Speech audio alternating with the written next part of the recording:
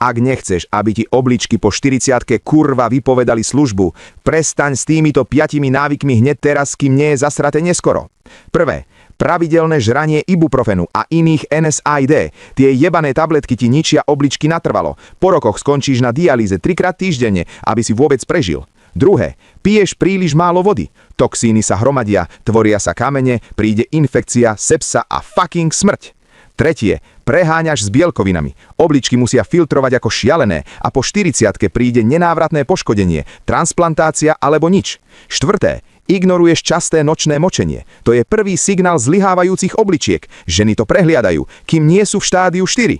A piate, čo robí 93% žien a myslia si, že je to zdravé, kurva zadržiavanie moču. Po 40-ke sa to vracia ako bumerang. Baktérie sa množia, idú do obličiek, infekcie, jazvy a 5-krát vyššie riziko zlyhania. Raz zlyhajú, buď dialýza do konca života, alebo čakáš na transplantát a zomrieš. Sleduj ma pre ďalšie zasraté tipy na tvoje pokazené telo.